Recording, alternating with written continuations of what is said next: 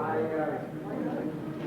thought Michael had changed, because now that Kirsty's got him totally under control, I thought, well, here, emerging out of the ashes like a phoenix was this suave and Bona.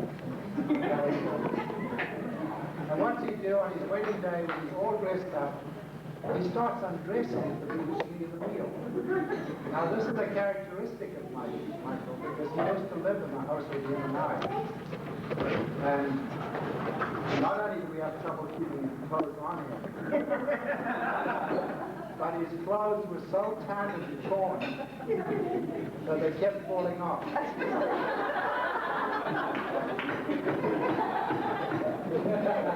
Anyway, you know, things progressed, and Karen talked about Science North today, and I can remember when he went for his interview at Science North, and he went through my cupboard to find old clothes that I didn't need anymore. And we dressed him up, and we shipped him up. He got the job. And I may be wrong here, but I remember that he was going off to Utah, the University of Utah for a while, and he decided, no, he's not going to do what other people do. He's not going to go by bus or plane, or he was going to ride his bike. And again, he had no clothes to go to Utah. And Ian was born in Colorado, and we lived in Colorado. We had friends down there, and we couldn't have him pitch up and say, I'm a friend of Brooklyn, without some half-decent clothes. So we may have a box of clothes which we shipped by bus, I think, and it got lost. We never heard a word from Michael until he returned. Anyway, I'm not poaching on the Grace family, but the thing is that Michael, in one sense, while he was in suffering, I felt was part of our family as well. And when Kirsty came along to take him under control,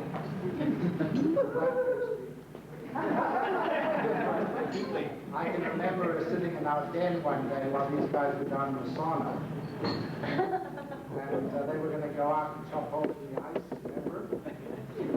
I haven't put you there yet.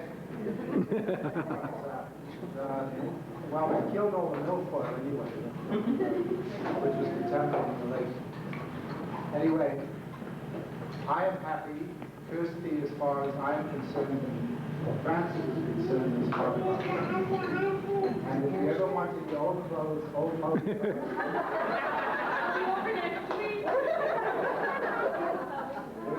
I'd like to raise a toast to Michael and Kirsty. But before I do it, I want to say something which really impressed me, and I think impressed everybody here today, was the duet that was sung by those.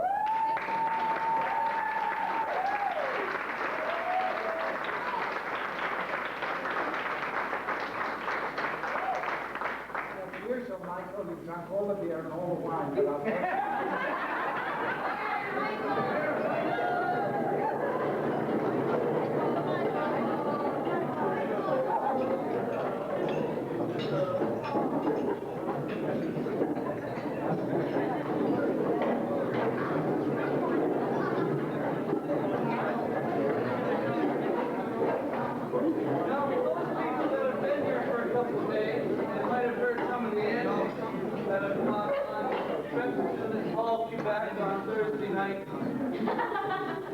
Last night at room 250, or this morning, they left room 250 just in time for breakfast. I believe most of the toasts to the bridesmaids have been done over the last couple of days by my younger brother Philip. But he's been hard at it.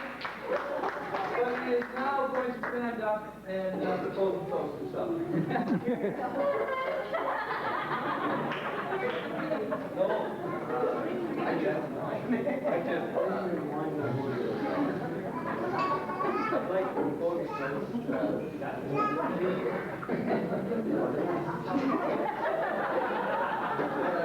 to three beautiful women that I met here in Ottawa. They've been a big help. great dresses.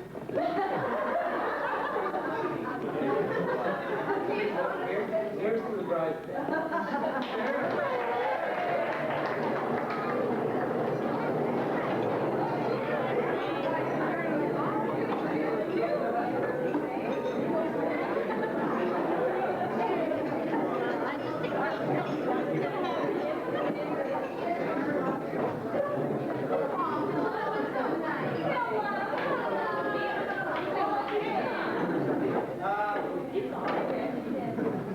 Michael's never lost for words. I think Michael has a few words now. Here. It's my job the mother of the bride. But before I start, I'd just like to thank everybody for coming out today. I know it's pretty ugly outside. Thank you all. It's the best day of my life. It's a day for Kirsty too. She worked really hard on all this, and she managed to be organized, which is no small feat. So they can do it. Before I propose my toast to the bride, the mother of the bride, I'm sorry. I'll share a little story about the first time Kirsty and I came over to visit the Swiss family in Surgeon Falls. Kirsty and I hadn't been going out for very long at that point. And we stayed in separate bedrooms that night for us. Married, of course. I had to get up and go back to work. Kirsty and I had to both return to Science North. And Deb came in with Kirsty and we were arguing about what type of clothes that I should wear. Deb came in and said, Michael, there's a new pair of plain shorts. You wear them instead of the regular underwear because, of course, if you get hit by a bus or something, you're not going to.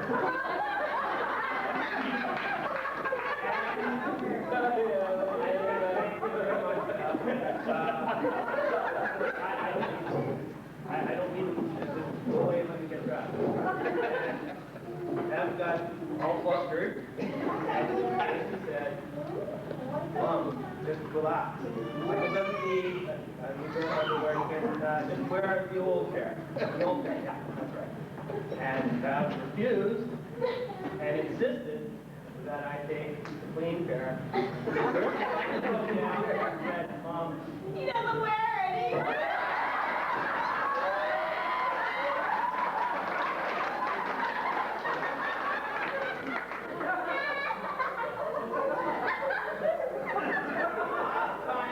in the next 3 years, I thought that speechless.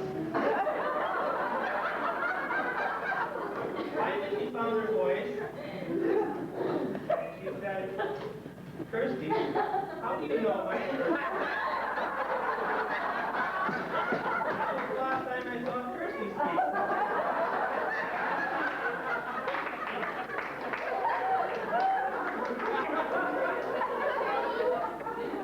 Anyway, Dad, from the very start, you welcomed me into your family, clean underwear. I'd like to welcome you into not losing a daughter, gaining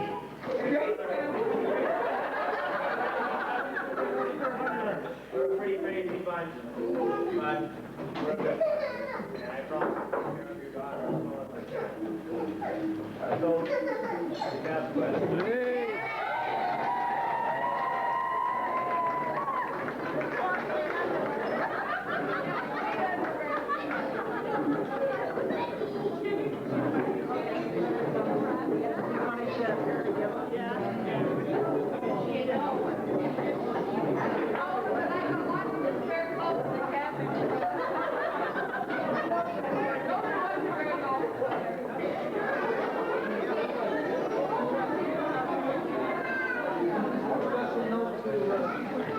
To Vanessa. Stand up, Vanessa. Stand up.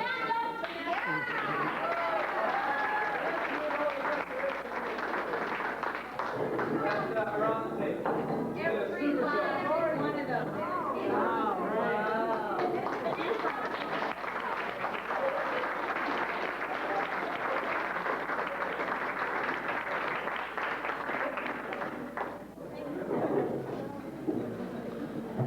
Okay.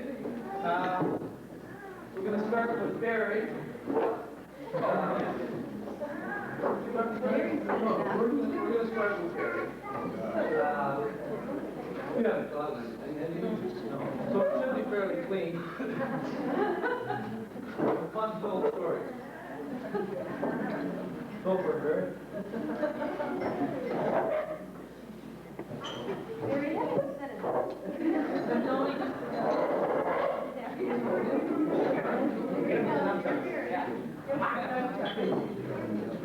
Barry really hasn't prepared anything tonight.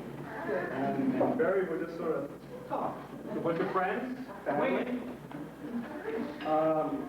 These are nice guys. I just renovated my home, and you know how many times, it's a good thing that Philip is here, he's an electrician, he's going to sort things out, but every time I turn the light switch on, everything glows. Thank you very much. Because the lights keep on, I don't know what it is, but Pay your hydro bill.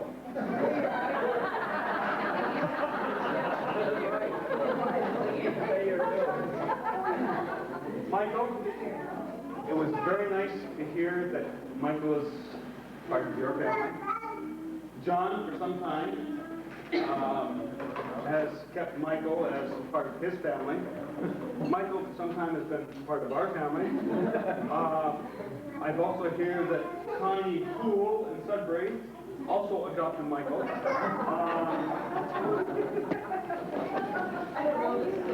I don't want to go on, but there's got to be about 20 people who've adopted this kid.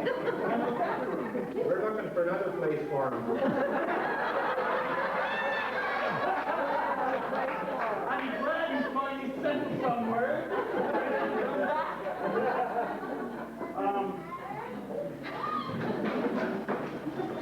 I would like, on behalf of the Grace family, I know that Michael has been welcomed into several different families. I would like to welcome Kirsty into ours.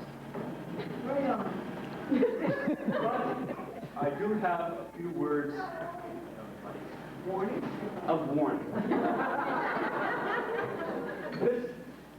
This young man with the receding hairline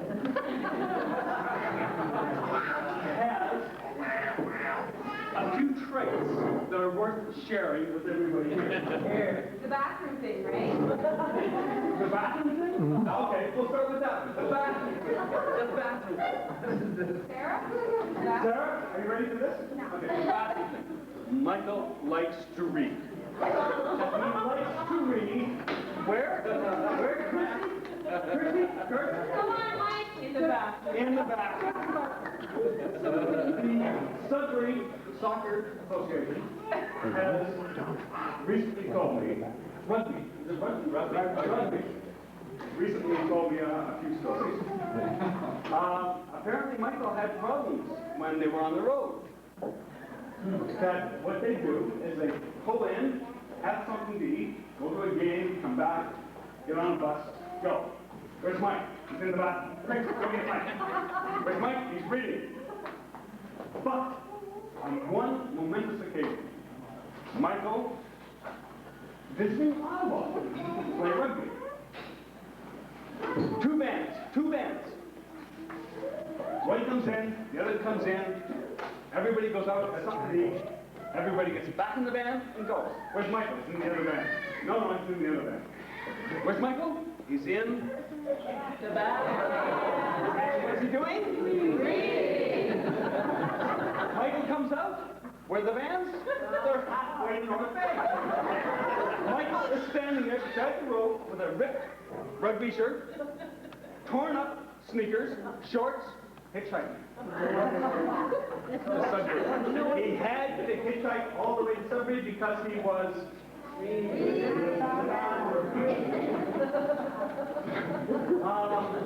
what else can I tell you, Kurt? His temper. Okay, watch it, Kurt. Watch his temper. He's not. He doesn't want that.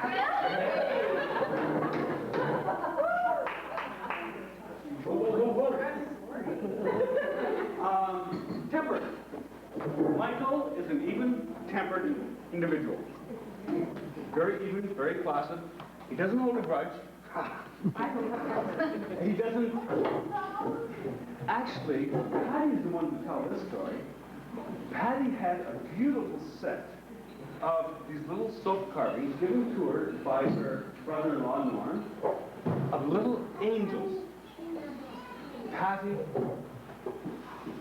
said something rude to Michael one day. Michael sat there and looked at her, said nothing, walked away. The next day, Patty came home from school. She went to her room, and all her set of little angels had their heads cut off.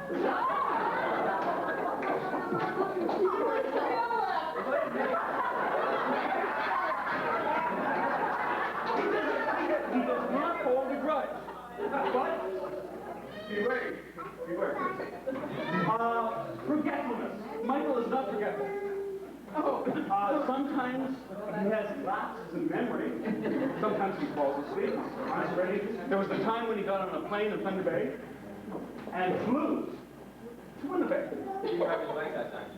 And he was reading a book, fell asleep, something about it. Whatnot. Anyway, they said, welcome to Calgary. I'm like, to Calgary? I'm going to Winnipeg.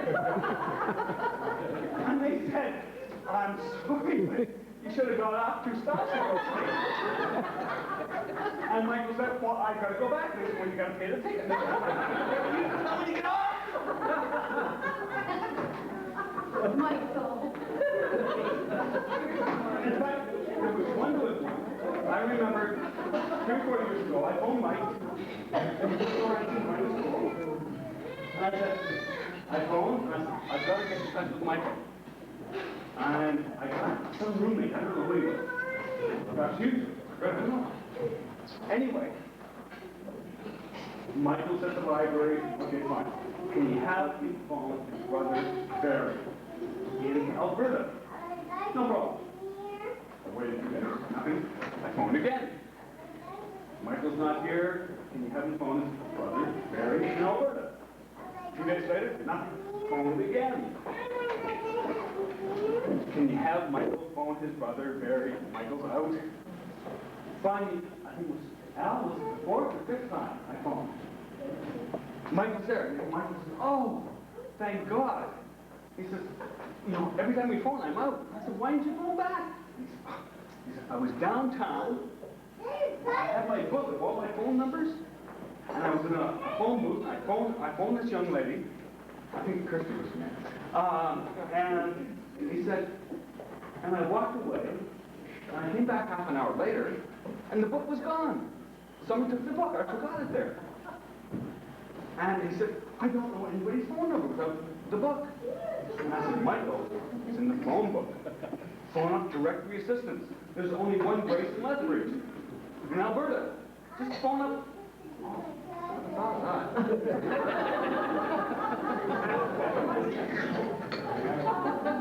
Kirsty, a little bit forgetful. Watch that temper. Keep all your wax and soap angels hidden. But, neat guy, and welcome to the Grace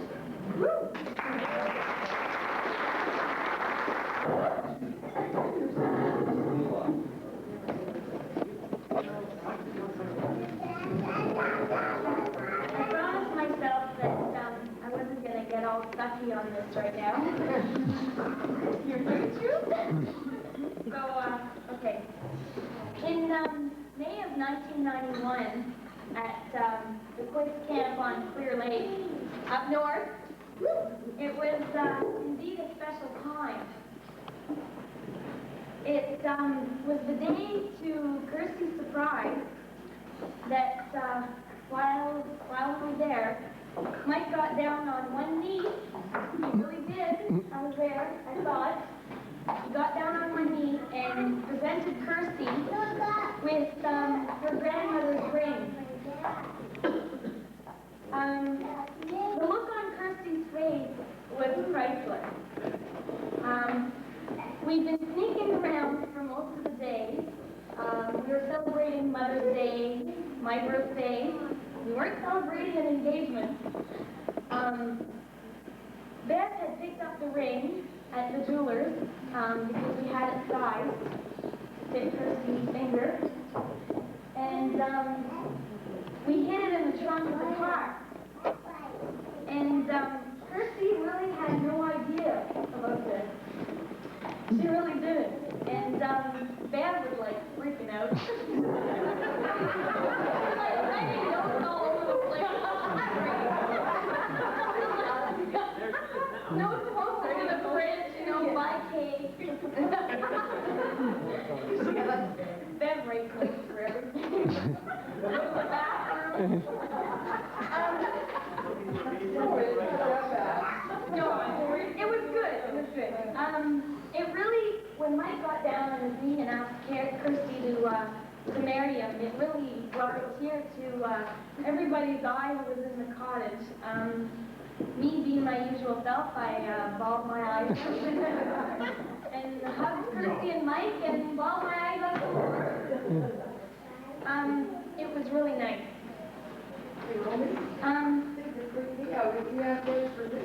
Yeah, before, that's really important. I should have mentioned that. Before he asked Kirsty, he was quite formal, and he had this formal side to him. It doesn't come out too often, but he asked Ed. He said, "Mr. Quist." When he said Mr. Quist, he didn't say Ed. He said, "Mr. Quist, may I have your daughter's hand in marriage?" And I'm like, oh my God. I had a lot of respect for him. I really did. I really did. What Ed said? Keeper. And yes.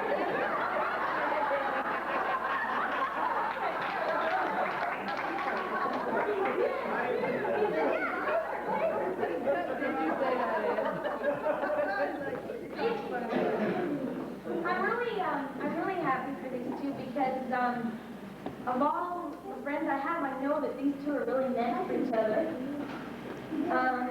They've been a lot. They've been through a lot together.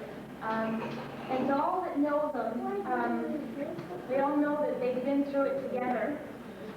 I really respect this relationship because it has something that's unique to like Mike and Kirsty, you know? It's their own thing.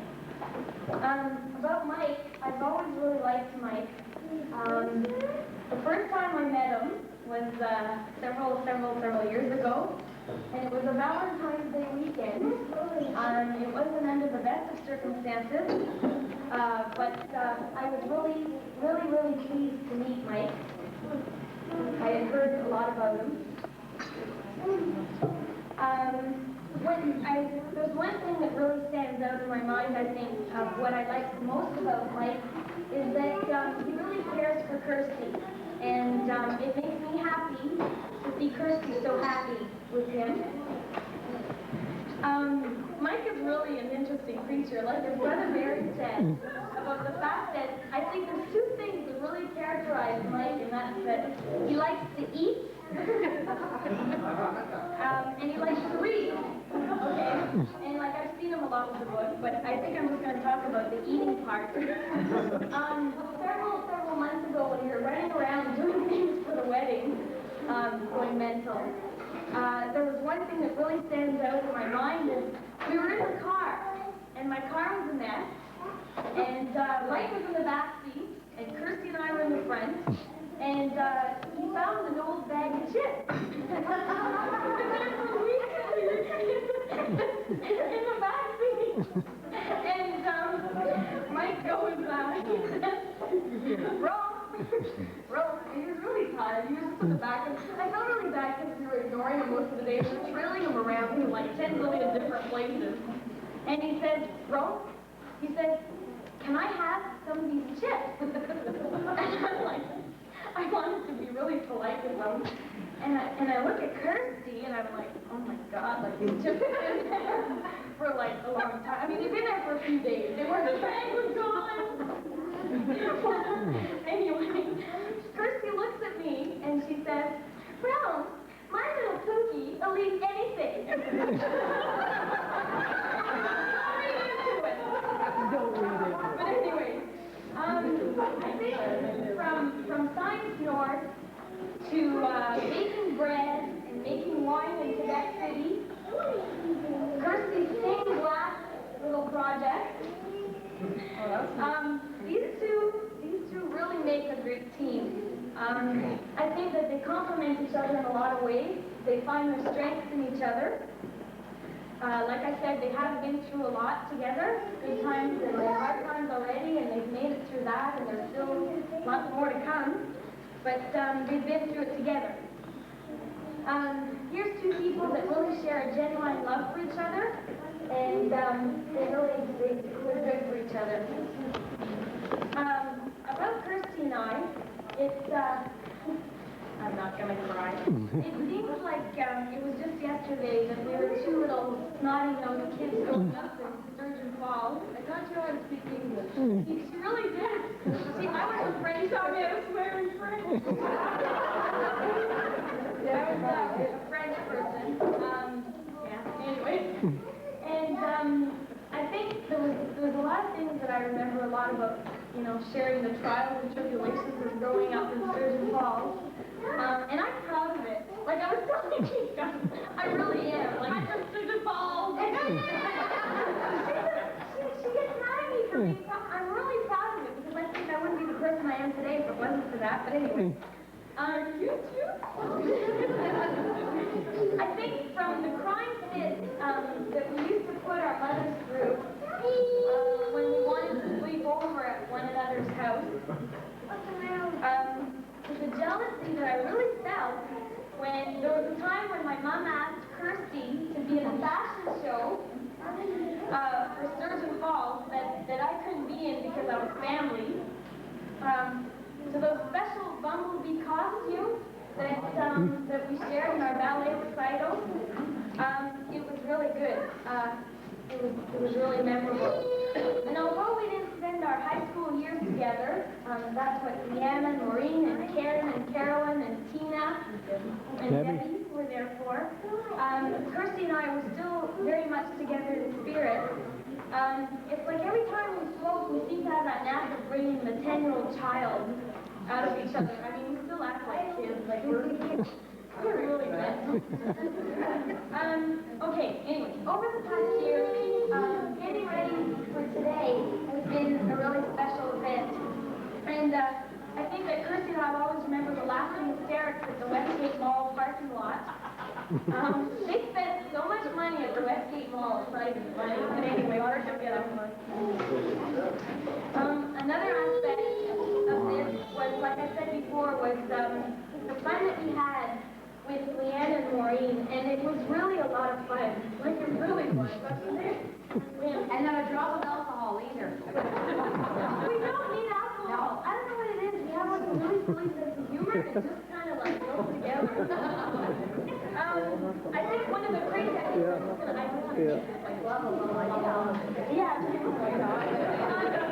I just have to say this one about the tasting. There was one, the first dinner we had at my house, the three of us, to start talking about this whole thing. We were eating, and we had a bottle of wine at Leanna. We were drinking the bottle of wine.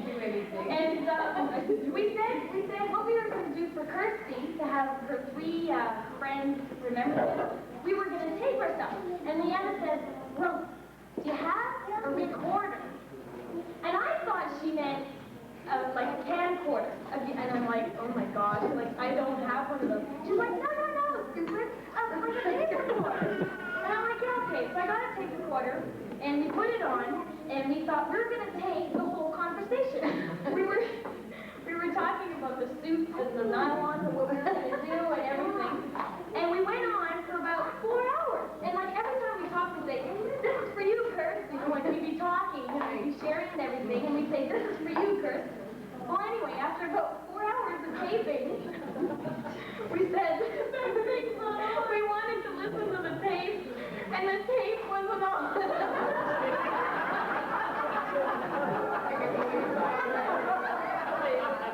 Anyway, so we're like, oh my God.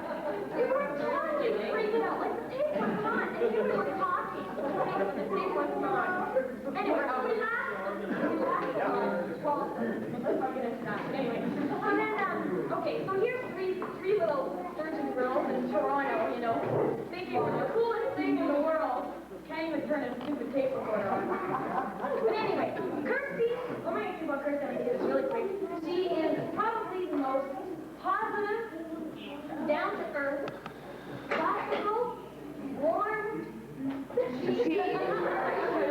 warm person I know, okay? You were going to say that, Donna, weren't you? And she's not cheap. She's economical. Yeah. So, but all I want to say is that I know that Mike is going to take really good care of our friend Kirsty. And I just really wish he would know that. I really do. There's also one other thing I just forgot. The Grace family, the past few days we've been going crazy, like having little parties and get-togethers, and I've been really impressed with everybody. They've been really nice, and Kirsty is really married into a really nice family. We got to really know them.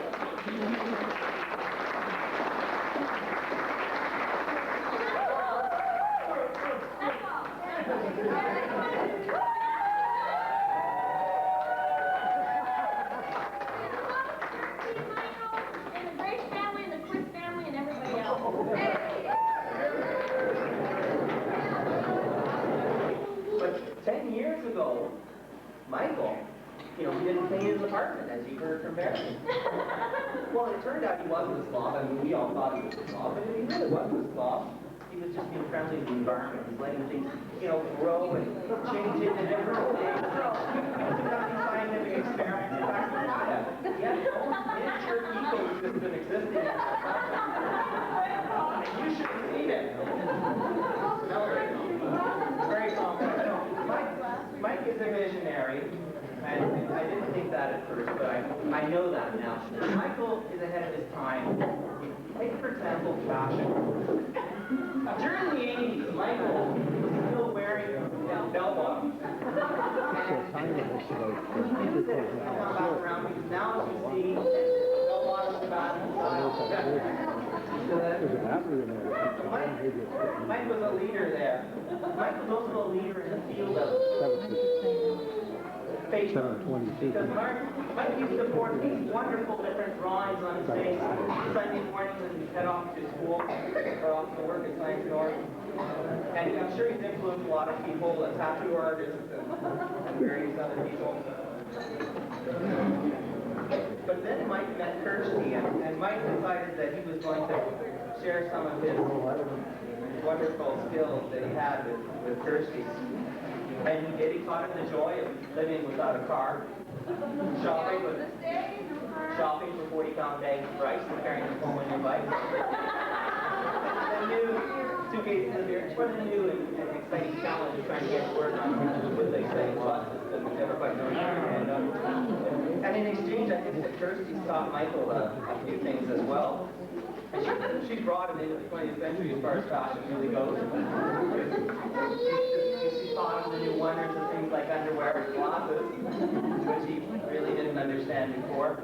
But really the reason that I think that Michael is a visionary is that a long time ago when he first met Kirsty, he said, "He's a wonderful person who I want to make my partner. And I think that I can offer a lot of things, and she can offer me a lot of things. And we're here today, and I'd like to wish you both the very best, and I know you're going to be very happy together."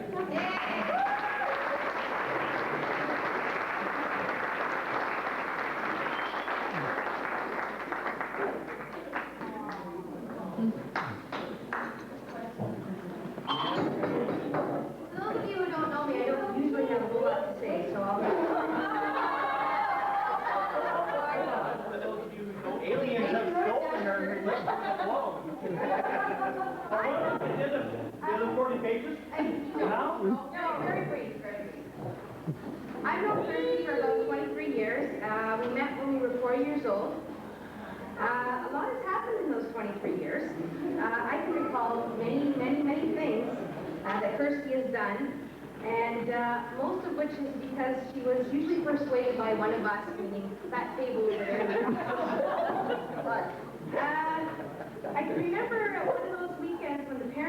away, and of course, we couldn't stay by ourselves, you know? So, Kirsty would come and stay with me. Like she would prevent anything from happening, you know? As usual, I would say, come on, Kirsty, they won't find out. Going through my list, Dawn. Yeah. Through the list.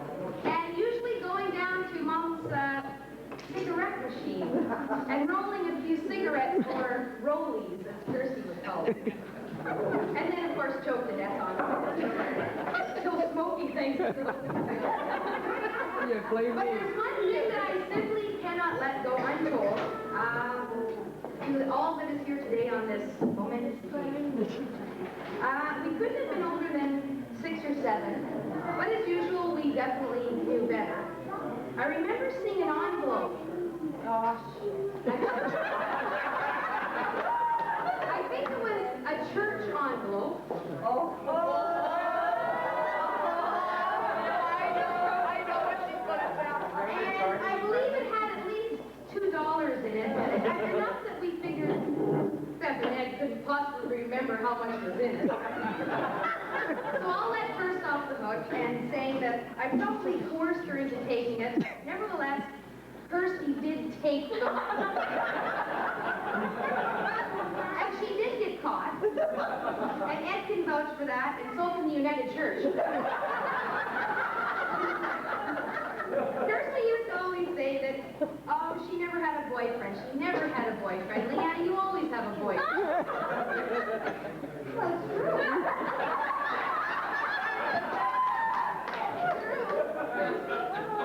You know, but one thing, she would never get married. I'm never getting married. No way. She'd say, no way. Well, first, I can safely say to you now that you have a boyfriend and he's also your husband. Over these 23 years that we've been best of friends, there have been many laughs and many tears, and I'm sure I can say for all the other friends here today, especially over there at the pleasant table, that whenever you needed someone, Kirsty was always the one that was there. And I think she's a terrific lady.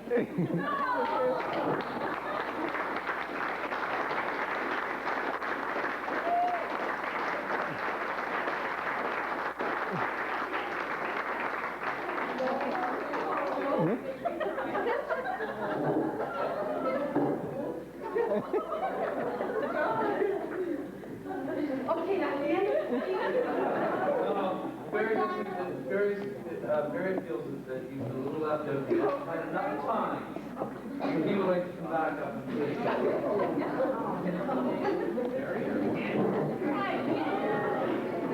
Everyone will stand.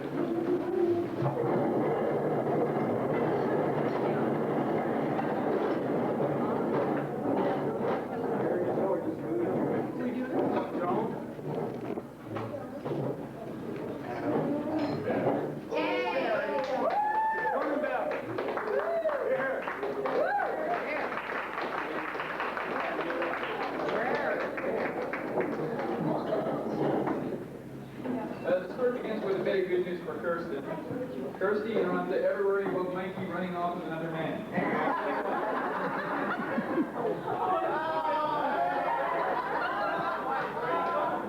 There was a time that myself, Ian, and Mikey all lived in the same apartment complex. We were over at Ian's place because I lived below Ian, Mikey lived across the hall, like we could make all the noise we wanted, nobody complained, right? So we're over there having a great time and stuff. It's late in the evening, and Mike decides he's gonna head across the hall home. Ian says, Jordy, make sure that Mikey gets home safe and everything. Okay, no problem there. So I'm walking across the hall with Mikey. We get to the door. I work the key, we get the door open, in we go. Mikey heads straight into the bedroom, and boom, there he is on the bed. I come in just to check on him, and he's wearing these big cowboy boots. So I thought, well, I'll take off these big cowboy boots and have a little better sleep. So he's out there, I thought he was asleep. So I grab hold of the boot, and I'm pulling off the one boot like this. All of a sudden, he sits up and says, what are you doing, you fag? Leave me alone.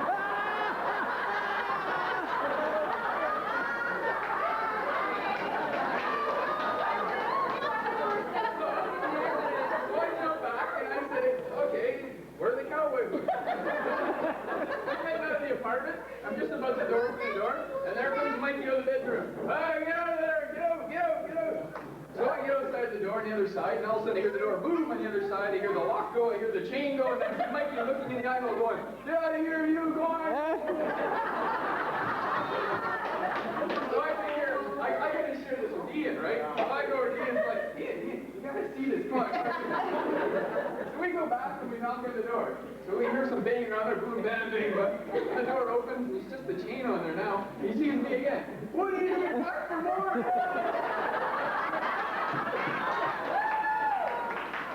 Anyway, you can rest assured that we'll knock it off in another minute.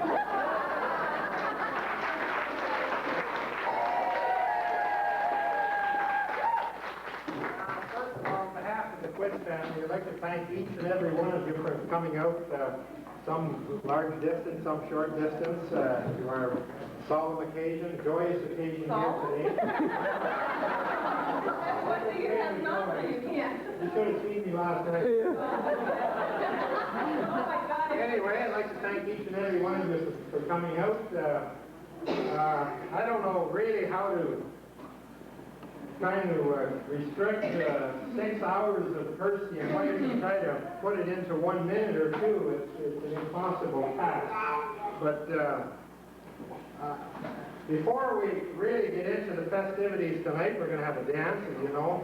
I'd like to make the announcement that if there's any rowdyism in the house, I can assure you we have 3 police officers here to keep things in order. We have the Sudbury Police Department. We have 2 RCMP officers back there too, sort of undercover at the moment.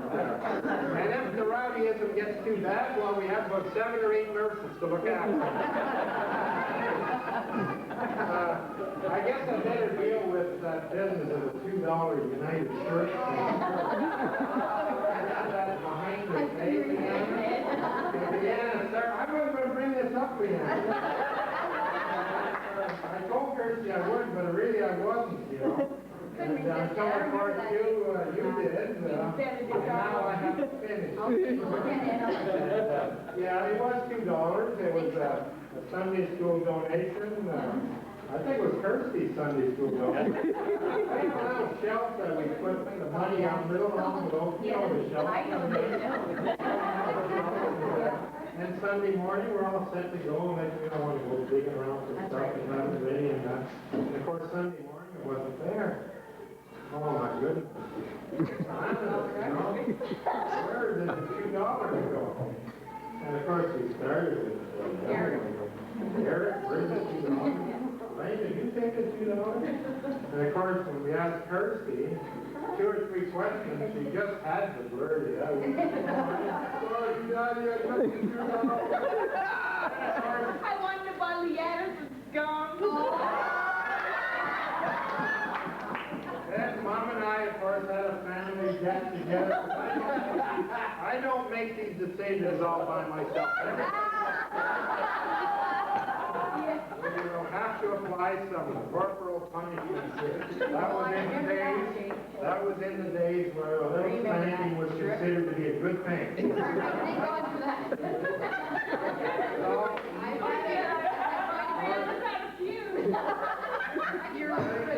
Right upstairs to your room there. Oh, Come up and see you. You sent me home, I remember. And you sent me home, I'll never forget. First, I wish you hadn't taken that $2.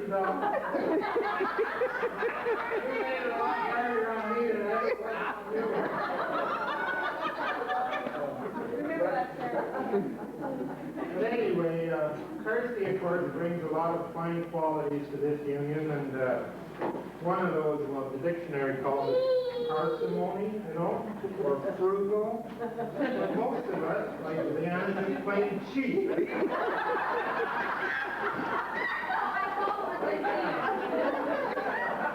Mike and Kirsty invite you over there for a stay for a weekend. Make sure you bring your 5-star sleeping bag with you, because they keep their temperature at 60 degrees.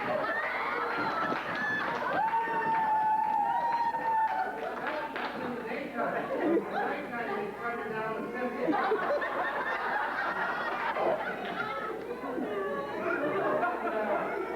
I think Mike's got a lot to do with this. I don't know whether you taught him this or not first, but he taught us this with him. quality that Kirsty has, Mike, I'm sure you'll appreciate in time, that Kirsty doesn't like to shop. It's true. It's true. She doesn't like to shop. The only female I've ever run across who doesn't enjoy shopping.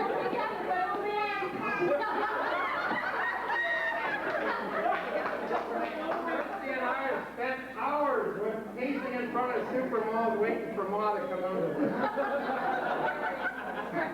Mother, of course, is well known. hours in there because nobody likes to shop. Mother is well known as the great exalted ruler of all shopping.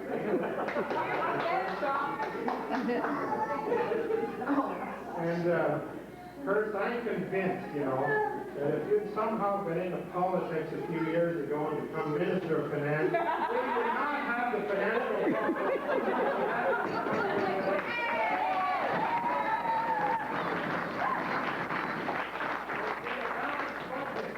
Now that you're in Ottawa, how about trying something? Another fine quality that Kirsty's always had is she's been able to walk into a room and change the temperature of that room. If you felt sad, Kirsty's always had the ability just to light the room up, Here, here.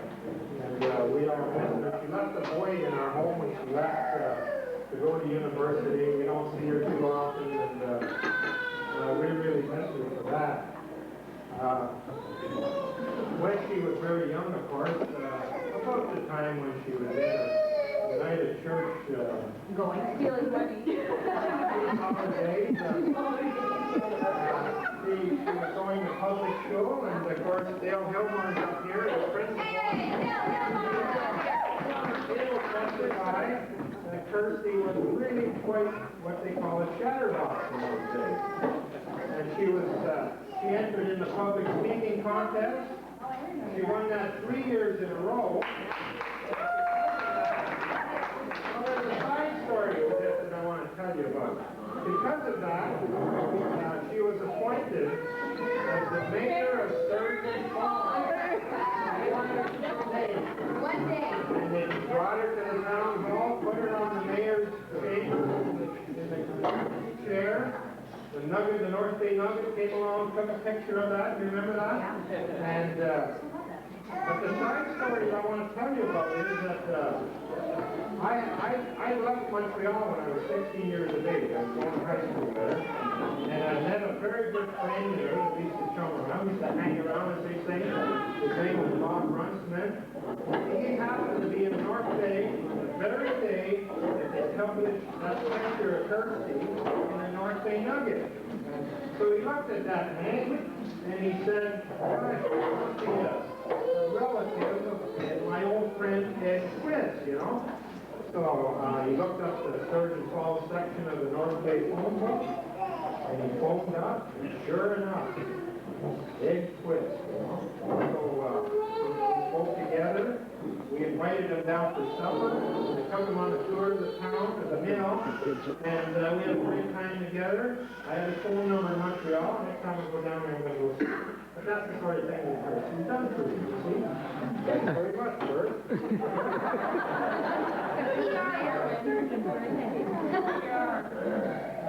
Now, Mike, he has his various interests, of course. Some of them don't coincide entirely with mine. Some are somewhat similar. For example, he has no idea who the captain of the Toronto Maple Leafs hockey team is. He doesn't know what pitcher won. He doesn't know what pitcher won 21 games for the Toronto Blue Jays last year. But that's all right. I learned to adapt to that. And now that Kurt's got his hooks into him, I can train him, you see. Next time we get together, you'll be a little more knowledgeable. Now we're getting back to his library. He's got a wonderful, well-stocked library. A lot of cerebral things in it, like high-tone subjects, anywhere from the Reader's Digest to the Town of Monte Cristo, the rise and fall of the Roman Empire, and these sort of things. But the big problem is, he's got half of that library stocked in the bathroom. And there's only one bathroom in the house, we're all trying to get into the bathroom at the same time. And now what's worse is that my son Blaine has provided him with a solid oak toilet seat.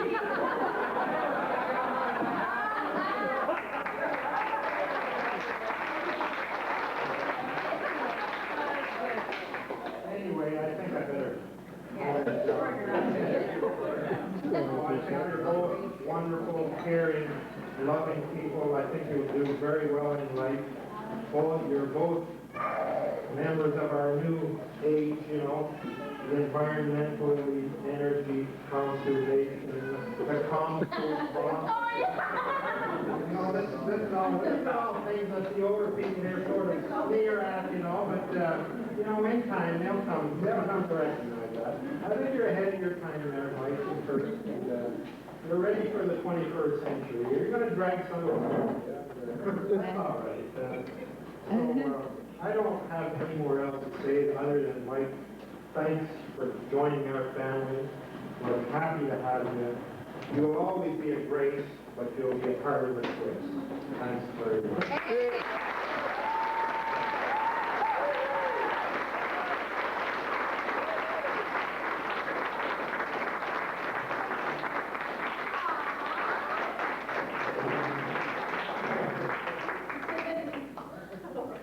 Now, I don't know if there's anyone in here that has anything else to say.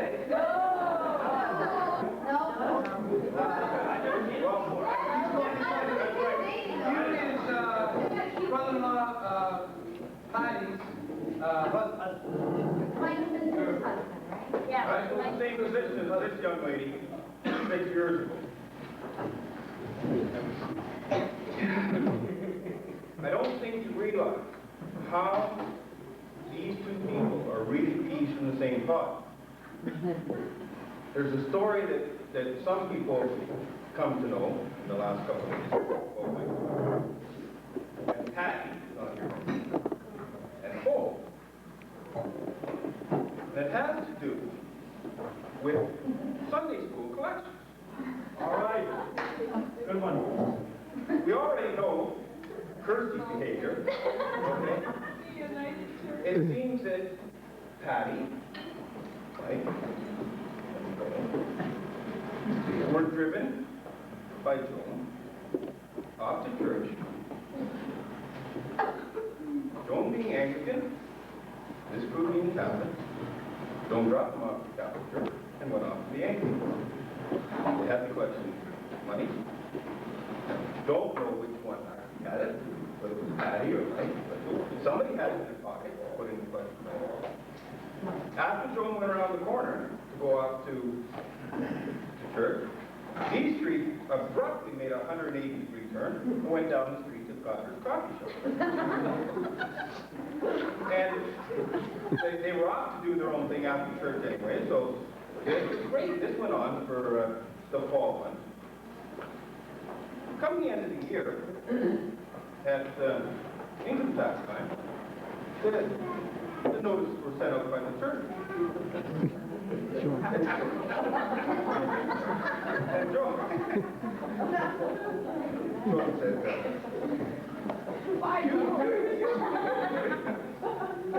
there must be something the matter. And I think she actually phoned the church. She said, no, Miss Grace. No. In fact, I haven't seen you children. So, it's interesting to know that you have the same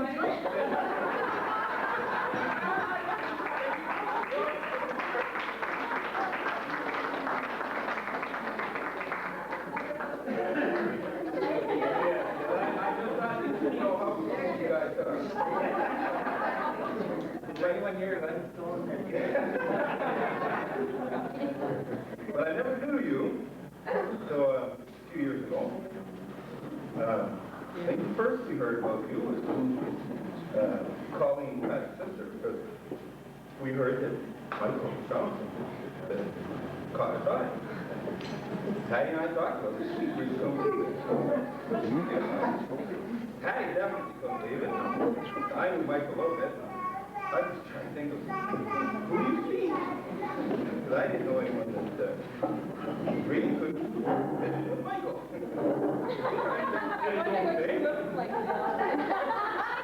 So, here we're finally coming to meet you. Who's this one going to be? You know, everything. No, not at all.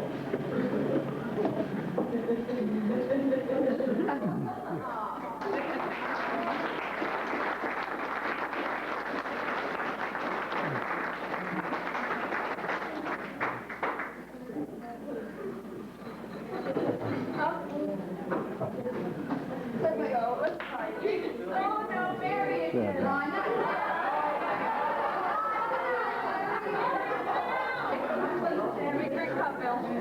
Thanks for the party. Mikey, Kirsty, we just... Earthquake. Coming in.